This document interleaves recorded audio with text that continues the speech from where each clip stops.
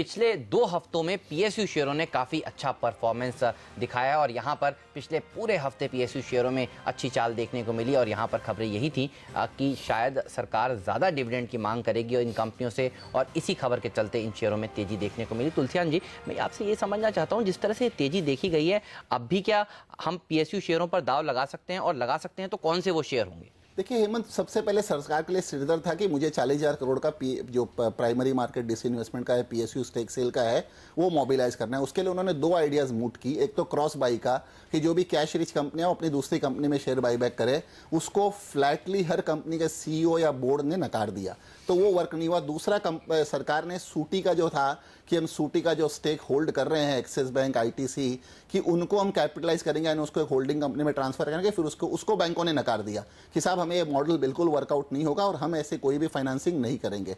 तो जब सरकार को लगा कि मेरे दोनों प्लान्स वर्कआउट नहीं हो रहे हैं, तो जो मोस्ट आइडियल या मोस्ट रिस्पेक्टेड या जो मोस्ट प्रेगमेटिक जो मूव था वो होता है कि अगर कंपनी के पास में सरप्लस कैश है तो आप डिविडेंड दीजिए ना। और शायद ये सरकार को समझ में आया कि ये बात जो है बिल्कुल उपयुक्त है। और इसमें एक चीज और है, मानिए कि जितनी भी कैश रिच पीएसयूज हैं, अगर वो सरकार को डिविडेंड देती है तो कम से कम सरकार को 16% का डिविडेंड डिस्ट्रीब्यूशन टैक्स भी मिलता है। यानी प्रो रेट आज मान लीजिए कि सरकार के पास कोल इंडिया में 90% जो है, और कोल इंडिया अगर 20,000 करोड़ का डिविडेंड बांटती है तो सरकार को 18,000 करोड़ तो मिलेगा ही मिलेगा, लेकिन उस 20,000 पे करीबन 16% का डिविडेंड डिस्ट्रीब्यूशन टैक्स भी मिलेगा, 3200 करोड़ रुपया, जो कहीं ना कहीं उनकी डायरेक्ट इनडायरेक्ट टैक्स की जो उनके डायरेक्ट टैक्स की किटी को बढ़ाएगा। तो शायद सरकार पे अब ये चीजें कहीं ना कहीं उतर रही कि ये एक प्रेगमेटिक मूव है। लेकिन मैंने हमेशा एक स्टैंड लिया है कि कंपनी का आप टोटल ग्रॉस कैश बैलेंस मत देखिए। जैसे उदाहरण के तौर पे कोल इंडिया के पास में 55,000 करोड़ का कैश बैलेंस है, लेकिन उसके सामने करंट लायबिलिटीज भी बहुत है, तकरीबन 48-49,000 करोड़ की। तो जो नेट करंट एसेट्स है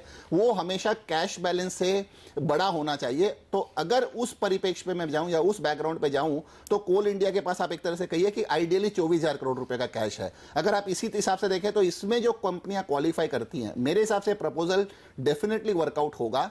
डेफिनेटली ये चीज कंपनी का बोर्ड रिफ्यूज नहीं कर सकेगा, और इसमें करीबन ये 6 या 7 कंपनियां मेरे हिसाब से इसमें क्वालिफाई करेंगी। एक है ओएनजीसी, एनएमडीसी, कोल इंडिया, मैंगनीज और India limited, NTPC, steel authority और कुछ हद तक एमएमटीसी। मैं एमएमटीसी को डिविडेंड प्ले के हिसाब से देख रहा हूं, न कि जो ट्रेडिंग वोलेटिलिटी। तो जो 6 या 7 कंपनियां हैं, इनमें कैश जो बैलेंस है वो काफी अच्छा है, और तकरीबन जो फेस वैल्यू का आप समझिए 2 से 5 गुना ये लोग डिविडेंड उसमें दे सकते हैं। तो मेरे हिसाब से वर्कआउट होगा।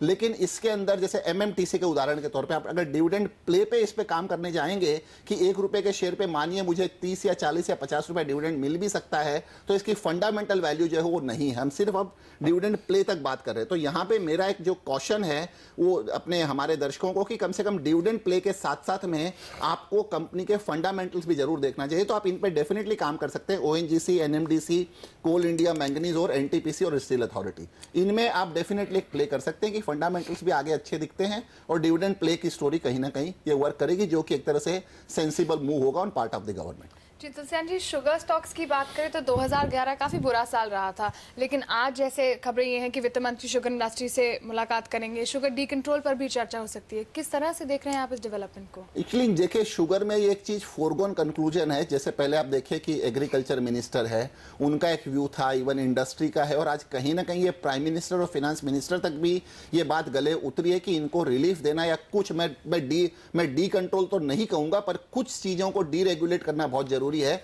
उदाहरण के तौर पे जो आज 10% का लेवी का जो कोटा लिया जाता है, मेरे हिसाब से इसमें कोई औचित्य नहीं है कि सरकार जो है कंपनी पे 10% का लेवी का एक ऑब्लिगेशन लादे। अगर आप ये लेवी के कोटे को डिसमेंटल करते हैं तो सरकार पे सब्सिडी का बर्डन 2,200 करोड़ रुपया सालाना जरूर बढ़ेगा, लेकिन इससे जो करप्शन है, इससे जो बॉटलनेक्स है, इससे जो काफी हर्डल्स है वो काफी कम होंगे।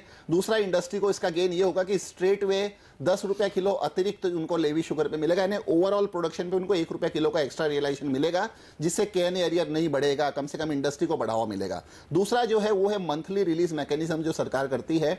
मेरे हिसाब से इसका कोई औचित्य नहीं है। कंपनियों के पास स्टॉक पड़ा रहता है, पर चूंकि उनको रिलीज कोटा नहीं मिलने की वजह से स्टॉक को अपनी इन्वेंट्री कैरी करते हैं, काफी बड़ा इंटरेस्ट का पेमेंट करते हैं। सरकार को ये चीज की भी एहसास हो गई है कि let market forces decide demand and supply.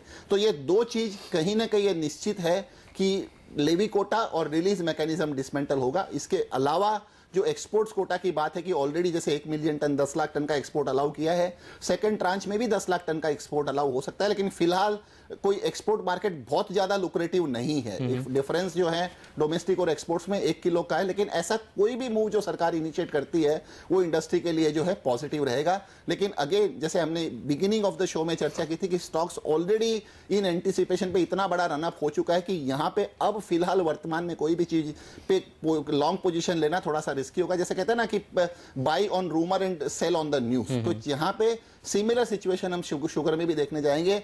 Near term में प्रैक्टिकली सारे के सारे शुगर स्टॉक्स जो हैं वो क्या बोलते हैं अपने टॉप को छू चुके हैं। यहां पे प्रॉफिट बुकिंग आने की संभावना ज्यादा है, तो फिलहाल आप ये व्यू मान के चले कि रिलीफ जरूर आएगी सेक्टर के लिए और इन 3 क्षेत्र में आएगी, लेकिन आगे जाके इस पे फिलहाल लॉन्ग पोजीशंस का व्यू मत बनाइए।